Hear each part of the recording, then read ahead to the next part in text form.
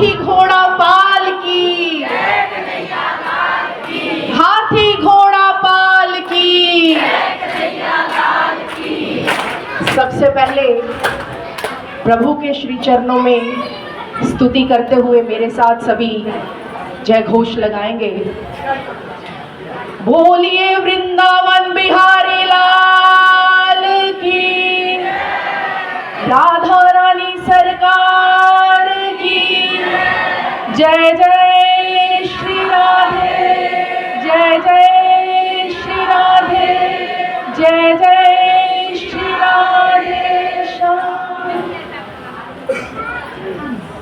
सर्वप्रथम मैं मंच पे विराजमान व्यास श्रीमान शंकर जी, शंकर शास्त्री जी, श्री हरि मंदिर के कार्यकारिणी के अध्यक्ष श्रीमान महेश मनन जी और उनकी समस्त कार्यकारिणी, और उनकी महिला मंडल और महिला मंडल की अध्यक्ष श्रीमती बाला जी, बाला राणा जी। हाँ जी। यहाँ पर मंच पर उपस्थित सम्मानित हमारे मोहाली के ब्राह्मण सभा के श्रीमान वी.के. वैद्य जी और परशुराम मंदिर के महिला अध्यक्ष श्रीमती हेमा गहरोला जी, मंच पर विराजमान विशिष्ट सदस्य श्रीमान प्रवीण जी, श्रीमान अशोक झा जी, श्री एम.पी. कौशिक जी, श्रीमान गोपाल कृष्ण जी और जितने भी और सदस्य हैं यहाँ पर, उन सभी को, और यहाँ पर सामने बैठी मातृशक्ति जो श्रद्धालुओं के रूप में इतनी बड़ी संख्या में आज यहाँ पर विराजमान है, आप सभी को मेरा बहुत बहुत प्रणाम, बहुत बहुत प्रणाम। आज जो यहाँ पर भगवत कथा का कार्यक्रम चल रहा है पिछले कुछ दिनों से, यहाँ आज बहुत अच्छा आज का दिन है, क्योंकि आज यहाँ पर कन्हैया का जन्म हुआ। अभी अभी कन्हैया के दर्शन करने को मिले, इतने करीब से श्री कृष्ण के दर्शन, और एक नहीं दो श्री कृष्ण विराजमान थे टोकरी में, तो डबल मजा, डबल धमाका हो गया। मैं सोच रही थी टोकरी में एक श्री कृष्ण विराजमान होंगे, लेकिन दो विराजमान थे। और उनकी मैया कहाँ बैठी है? मैया कृष्ण मैया को, इनके लिए पहले जोरदार तालियां हो जानी चाहिए। कहाँ पे है? उनकी मैया को बुलाया जाना चाहिए एक बार मंच पर, क्योंकि जिन्होंने श्री कृष्ण को और बलराम को जन्म दिया, उनको भी एक बार यहाँ पर मंच पर सम्मानित करना चाहिए। क्यों करना चाहिए कि नहीं? तो मैं आप सभी श्रद्धालु जो यहाँ पर पिछले कुछ दिनों से भागवत कथा का रसपान कर रहे हैं, मैं आप सभी को बहुत बहुत बधाई देती हूँ। बहुत ही कर्मों से इधर जो हमारी मातृशक्ति है वो काफ़ी जो है बातों में उलझी हुई है। मैं सिर्फ 1 मिनट का समय लूँगी और उसके बाद मैं उतर जाऊँगी स्टेज से। मैं ये कह रही थी कि आप सब लोग जो यहाँ पर श्रद्धालुओं के रूप में भागवत कथा का रसपान कर रहे हैं, आप सभी भक्तजन, आपको भगवान की ब्लेसिंग है, आशीर्वाद है।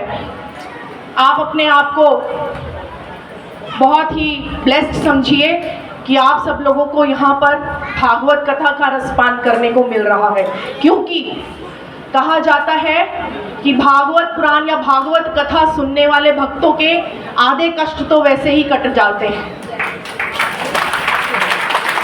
क्योंकि भागवत कथा परमात्मा, आत्मा, ईश्वर, मनुष्य और सृष्टि के ज्ञान का सार है। हाँ जी, हाँ जी, हाँ जी। आ गई हमारी मैया।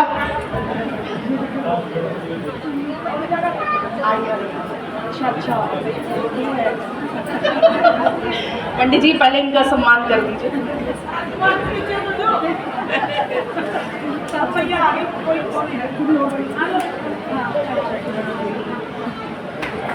जोरदार तालियां हो जानी चाहिए। यशोदा और देवकी दोनों आई हैं।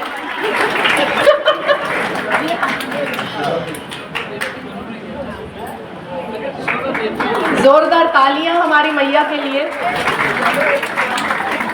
इधर खड़े जी, फोटो करा एक मिनट।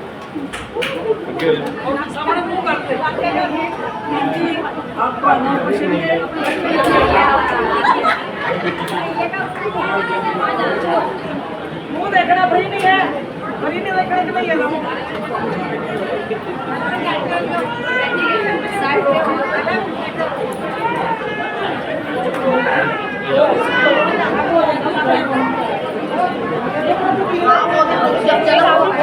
जन्म हुआ था तो रोए थे ना कि जो भक्तजन यहाँ पर भागवत कथा का रसपान कर रहे हैं वे अपने आप को ब्लेस्ड समझें, क्योंकि भागवत से आपके कष्ट कट जाते हैं और परमात्मा, आत्मा, सृष्टि और मनुष्य के चरित्र का सार जो भागवत कथा में श्री कृष्ण ने अर्जुन को जो गीता में सुनाया था, और उसका सारा पूरा सार जो भागवत कथा में इन 7 दिनों में आप सबको सुनाया जाता है, वो सुन के ही हम सब धन्य हो जाते हैं। तो मैं यहाँ पर बैठे हुए सभी श्रद्धालुगणों को और मातृशक्ति को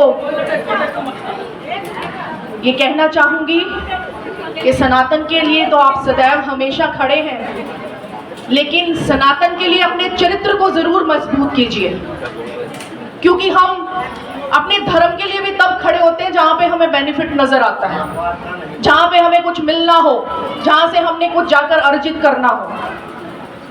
तो ऐसे चरित्र को कहते हैं कि क्रोध, लोभ, मोह और द्वेष और ईर्ष्या को छोड़ के नकार के जो मनुष्य जीवन जीता है वही अच्छा और चरित्रवान मनुष्य माना जाता है। लेकिन आजकल के कलयुग के समय में मुझे मालूम है कि ऐसा जीवन जीना और ऐसा चरित्र धारण करना बहुत मुश्किल है, क्योंकि समय समय पर हमें क्रोध आता है, बहुत सी चीज़ों के प्रति हम लोभ और मोह दिखाते हैं, परिवारजनों के प्रति हम मोह दिखाते हैं, और ईर्ष्या और द्वेष तो सारा दिन हमारे मन में चला रहता है। तो फिर भी हमें कोशिश करनी चाहिए कि भागवत गीता के सार से हमें सीखना चाहिए और अपनी ज़िंदगी में हम भागवत गीता की शिक्षाओं का अमल करें और उनके अनुसार जीने का प्रयास करते रहें, और अपने धर्म के लिए, सनातन के लिए सदैव अपना तन मन धन न्यौछावर करने के लिए आप सभी को तैयार रहना चाहिए।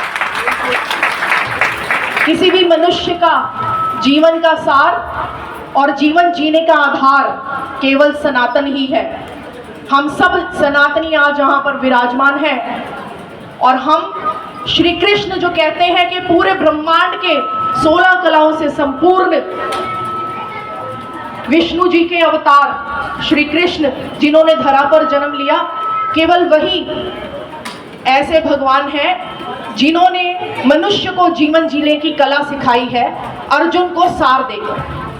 सो मैं जाने से पहले आप सभी से एक बार फिर से हाथ जोड़कर विनम्र निवेदन करूंगी कि जो कुछ भी शिक्षाएं आप भागवत गीता से ग्रहण करते हैं उसे अपनी ज़िंदगी में लाने का अवश्य प्रयत्न किया कीजिए।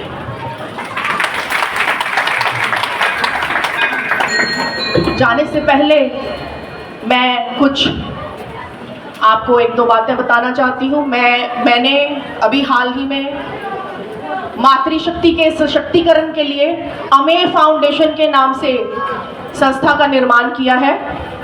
हमारी संस्था मोहाली में महिलाओं के उत्थान और सशक्तिकरण के लिए काम कर रही है। हमारे साथ मोहाली की बहुत सी महिलाएं जुड़ चुकी हैं और आने वाले समय में बहुत सी और महिलाएं जुड़ना चाहेंगी और जुड़ती रहेंगी, और बहुत सी जुड़ने के लिए हमें रोज़ फ़ोन आते हैं। मैं आपको बताना चाहती हूँ कि हमारी संस्था मोहाली में ऐसी महिलाओं के लिए कार्य करेगी जो किसी तरह से अपने जीवन में कठिनाइयों का जीवन जी रही हैं या कठिनाइयों का सामना कर रही हैं, बीट फाइनेंशियली वो वीक हैं, या वो अपने घर से वो तंग हैं, डोमेस्टिक प्रॉब्लम है उनको किसी तरह से, या बच्चों के खातिर उनको कोई किसी तरह की दिक्कत या परेशानी आ रही है। ऐसी महिलाओं के लिए हम अपनी फाउंडेशन में, संस्था में उनकी ट्रेनिंग के लिए, उनको उनके पैरों पे खड़ा करने के लिए और उनकी सपोर्ट के लिए बहुत से कार्यक्रम शुरू करने जा रहे हैं। बहुत समय से मैं सामाजिक कार्य करती आ रही हूँ और महिलाओं से जुड़ रही थी, मैं जुड़ चुकी थी, लेकिन जहाँ कमी थी सिर्फ एक संस्था की कमी थी, क्योंकि हर किसी को इस बात का थोड़ा अभाव महसूस हो रहा था कि कांटेक्ट करें तो कहाँ करें मुझसे, तो इसलिए इस संस्था का निर्माण कर दिया गया है। और मैं आप सभी मातृशक्ति जो यहाँ आज विराजमान है, आप सभी को प्रार्थना करूंगी, निवेदन करूंगी कि आप सभी बहुत बड़ी संख्या में जो यहाँ बैठी है महिलाएं, आप में से बहुत सी हमारे ऑलरेडी मेंबर्स हैं, एक बार हाथ खड़ा कर दीजिए जी। तो मैं आपसे आग्रह करूंगी कि आप सभी हमारे साथ जुड़िए और महिलाओं के सशक्तिकरण के लिए, महिलाओं के उत्थान के लिए, वीकर सेक्शन जो अभाव में जी रही हैं महिलाएं, उनके लिए हम सब ने एक होकर काम करना है। आपके आस पड़ोस में भी आप देखते होंगे बहुत सी महिलाएं कठिनाई का जीवन जीती हैं, लेकिन उनके पास कोई आधार नहीं है, उनके पास ऐसा कोई सपोर्ट सिस्टम नहीं है जहां जाकर वो अपनी जीवन की कठिनाइयों को कुछ कम कर सके। तो हम ऐसी संस्था का ही हमने निर्माण किया है जहां पर हम ऐसी महिलाओं के लिए एक सपोर्ट सिस्टम बनेंगे, आधार बनेंगे, जो कि अपनी जीवन की कठिनाइयों को दूर करके अच्छा जीवन जीने के लिए हमारे साथ जो है वो जुड़ेंगी और हम उनके लिए हेल्प और सपोर्ट का सारा जो है वहाँ पर इंतज़ाम करेंगे। तो आप सभी से मैं आपको नंबर अभी मैं यहाँ पे बोल देती हूँ, क्योंकि एक एक के पास जाना बहुत मुश्किल है। जिन जिन के पास मोबाइल है वो इस नंबर पे मिस्ड कॉल दीजिए, हम खुद आपसे संपर्क करेंगे। तो आप 1 मिनट अगर अपना मोबाइल निकाल सकते हैं, मैं नंबर आपको बता देती हूँ। 7973 7973 55 3363। एक बार फिर से बोल देती हूँ, 7973 55 3363।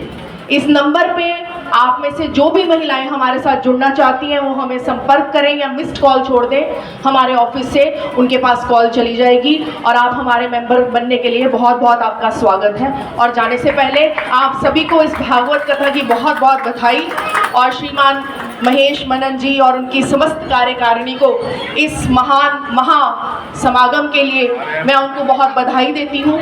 और वे सभी प्रशंसा के पात्र हैं जो सनातन के लिए अग्रणी बनकर इतना अच्छा कार्य कर रहे हैं। एक बार जोरदार तालियां श्री हरि मंदिर और उनकी कार्यकारिणी और उनके अध्यक्ष के लिए। बहुत बहुत धन्यवाद जी, थैंक यू सो मच।